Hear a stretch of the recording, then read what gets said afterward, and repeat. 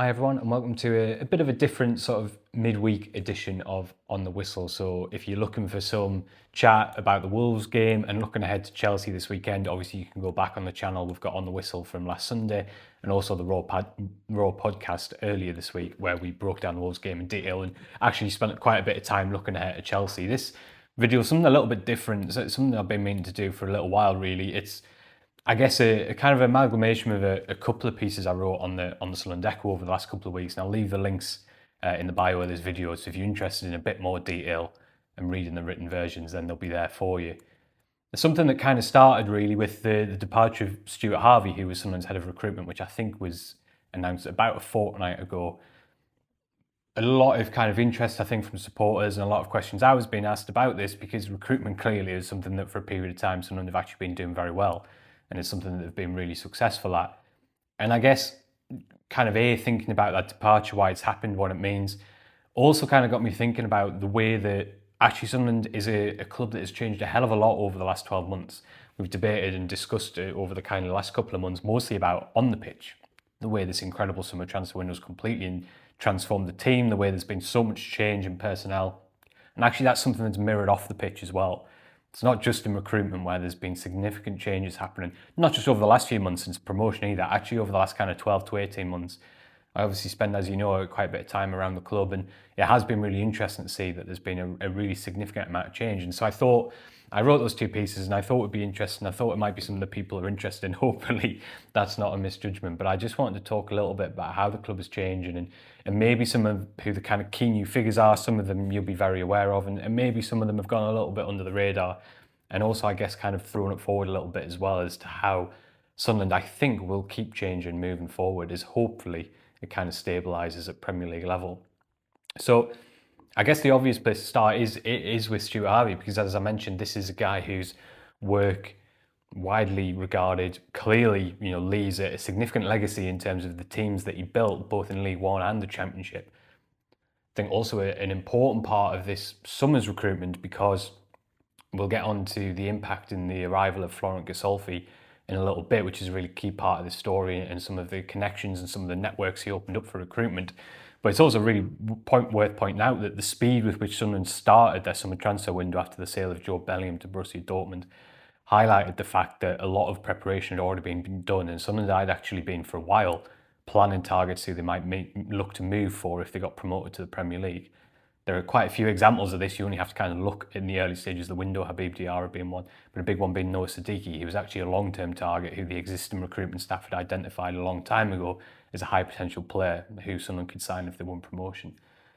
So I guess the obvious kind of place to start when we look at why this change has happened and what it means moving forward is to kind of drill down a little bit into what Stuart Harvey's role was. Now, I think everybody kind of knows now at Sunderland that Christian Speakman obviously is fundamentally kind of the driving force behind the club's football operation. He is ultimately the man who is accountable to the board of directors for decisions that are made in the footballing department and the success of the footballing department, I guess. But clearly his role is quite a broad one. It involves the academy. Obviously, contract management is a really important part of that. Performance analysis, sort of nutrition, all these things kind of feed into Christian Speakman's role, if you like. He oversees the operation. What he doesn't always do necessarily, although he is very heavily involved in the recruitment process, is the actual nuts and bolts of the scouting, the actual nuts and bolts of getting out and meeting clubs, building relationships. And obviously, although he is very heavily involved in the negotiating, these are all things that Stuart Harvey kind of was renowned for, and it was the reason why he was brought to the club. So Stuart Harvey had been seen as a key part of Blackburn Rovers' kind of overachievement in the Championship under Tony Mowbray. One of the things that they were outstanding at was using the loan system. They had the trust and the belief of the Premier League academies to bring in some top young prospects because A, they trusted and believed them and played them, and B, they obviously had really good results with actually developing these players when they go back to the parent club. And that was something that was really important to Sunderland who, at the time when Stuart Harvey arrived, were trying to show the world really, but specifically show those Premier League clubs to a large extent that the football club had fundamentally changed. Sunderland obviously had a reputation for being bad recruiters, a place where there was a lot of change, a lot of turmoil, not very stable, not particularly well run. Sunderland were trying to change that perception and show that they were a place that were going to develop young players and where young players could be trusted. Stuart Harvey's arrival was a really important part of that process. And if you go back, one of the most significant signings Sunderland have ever made in a lot of ways was signing Callum Doyle from Man City and putting him straight in the team. Obviously, he was only 17, no senior experience at that point, and that was a real signal to the footballing world that Sunderland were doing things differently now. And Stuart Harvey played a massive role in terms of rebuilding the recruitment department, which was really, really under-resourced and understaffed. It was an area where the club had cut back significantly after back-to-back relegations. I don't think that's a huge secret.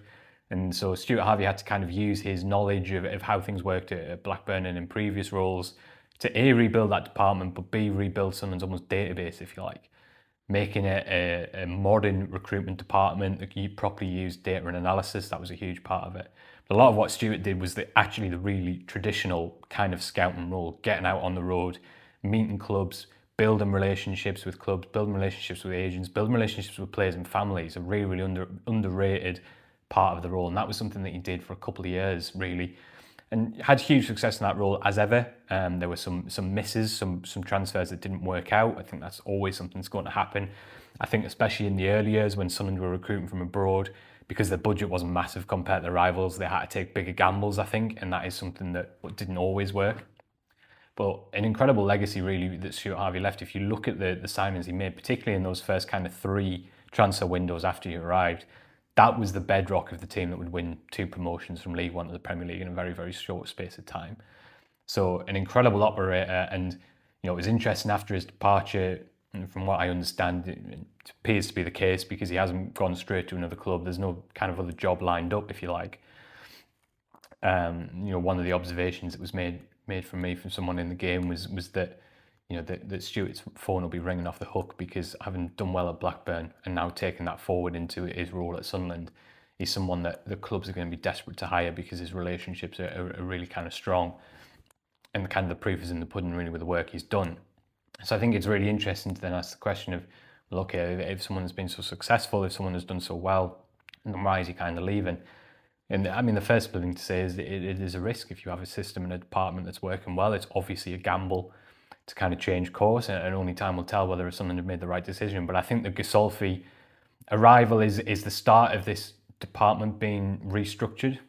Obviously, Florent Ghisolfi has come in as director of football, Stuart Harvey, a pre-existing head of player recruitment. I think the reality is there are a lot of huge overlaps between those 2 roles.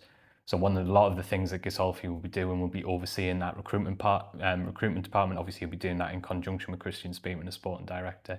But it will be building connections between windows, doing a lot of the work in terms of scouting, speaking to clubs and agents, trying to work out who might be available in the next window, what the price will be, all of those kind of things, building those relationships, laying the groundwork for future deals.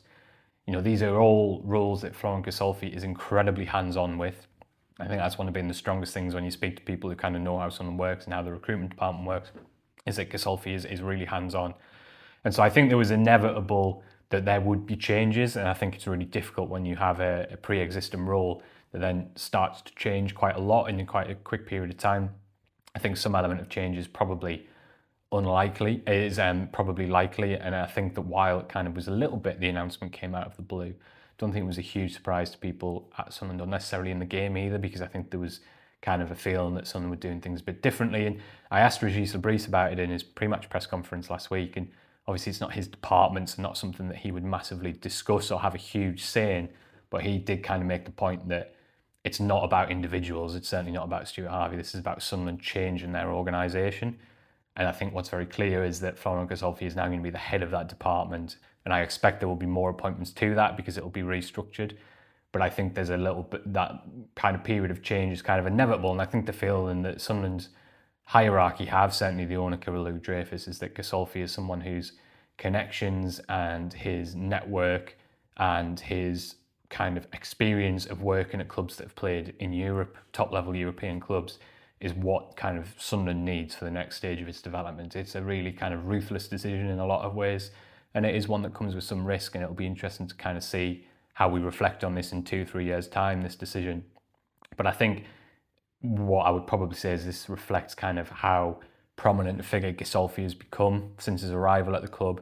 Huge amount of influence, someone really, really respected. And I think he's someone that fans are going to start to hear and see a lot more of in terms of his influence on the club. Recruitment's a really interesting one because obviously Christian Speakman's still incredibly heavily involved in that department, as you would expect as a sporting director.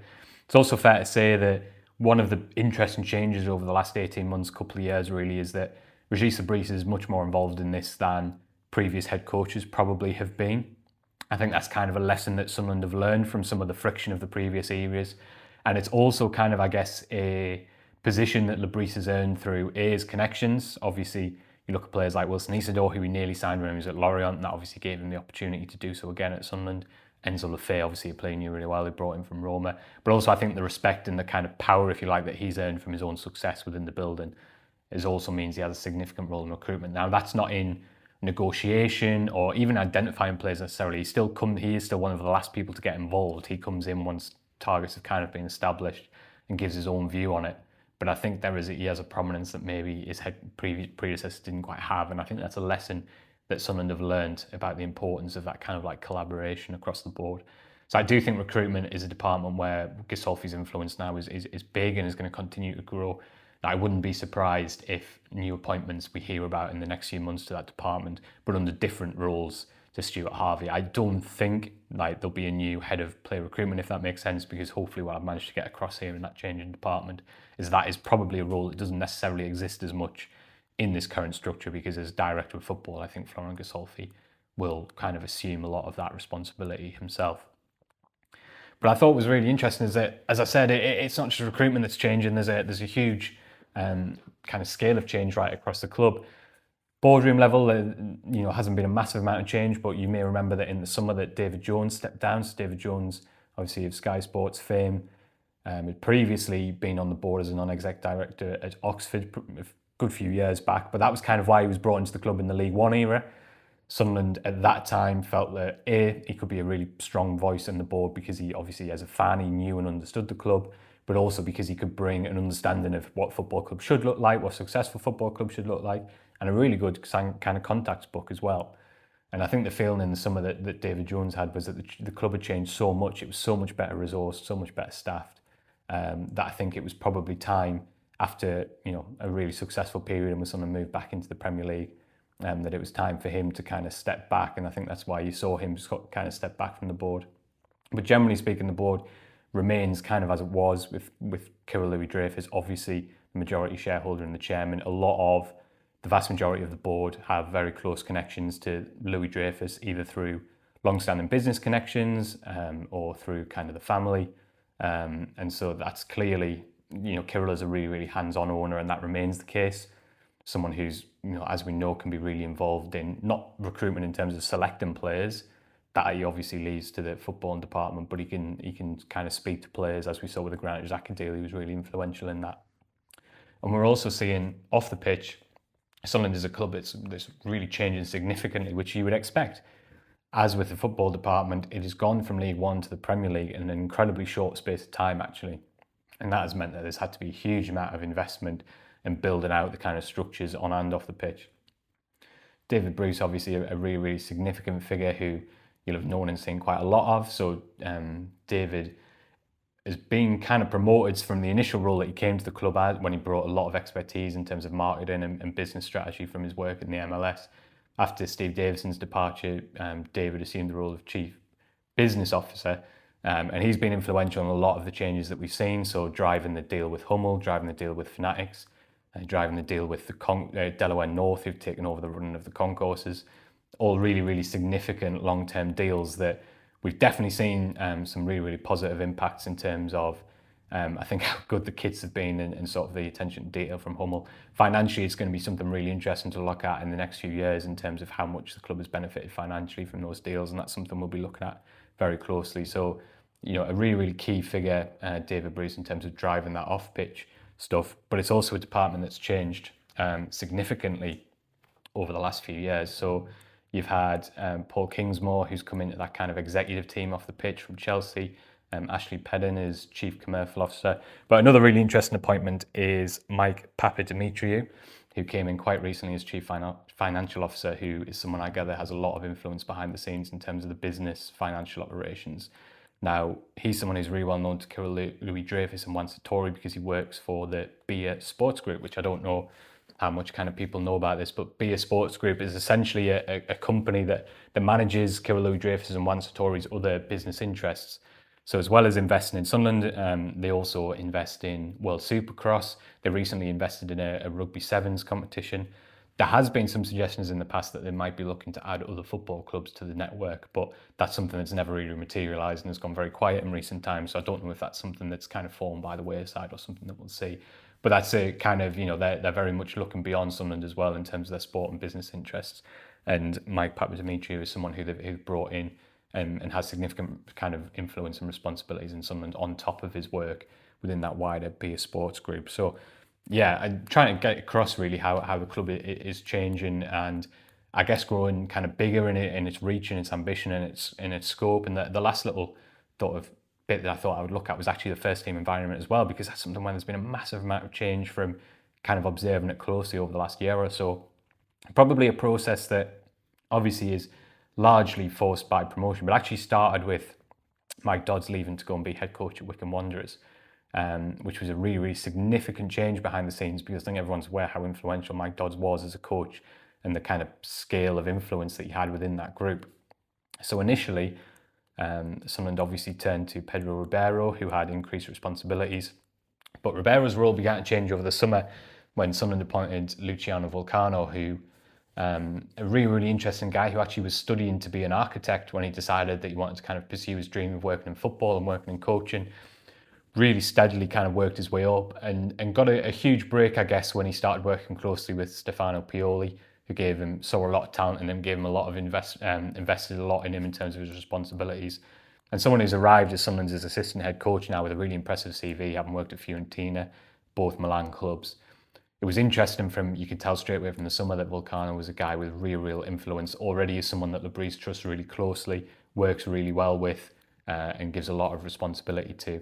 Ribeiro left the club, and that's kind of led to a bit of a reshuffling. So Vulcano, a really, really important figure. Alessandro Barcarini, who was the goalkeeping coach, but towards the end of last season and the season before was beginning to get increased responsibilities looking at set pieces.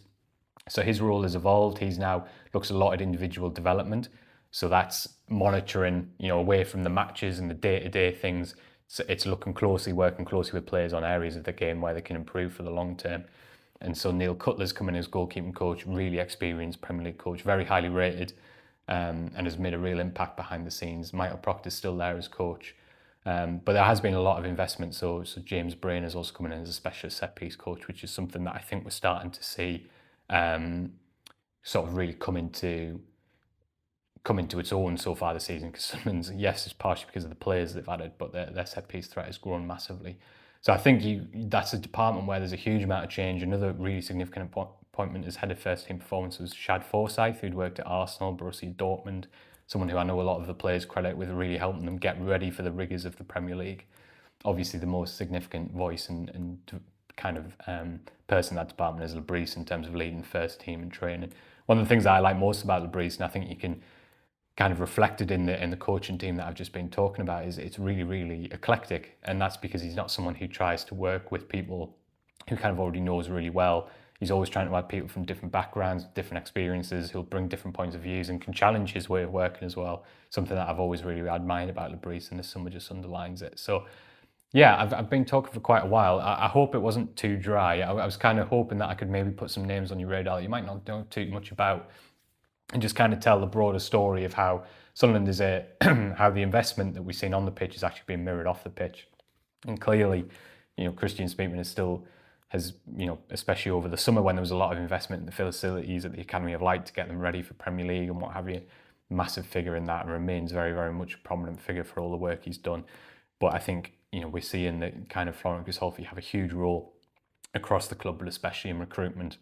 And I think the slightly surprise departure of Stuart Harvey in some ways is a reflection of that, and I think it's something that we'll continue to see, especially in the recruitment department. So yeah, hopefully it's giving you a little bit of insight into how things are kind of changing behind the scenes. Now someone's trying to kind of level up, I guess, and address some of the gaps that had inevitably come through over the past, from building back from being a League One club to very quickly being back in the Premier League and all the demands of that. So hope you enjoyed the video. I'll be back with definitely on the whistle after the Chelsea game, but we'll see if there's anything else to be done in between as well.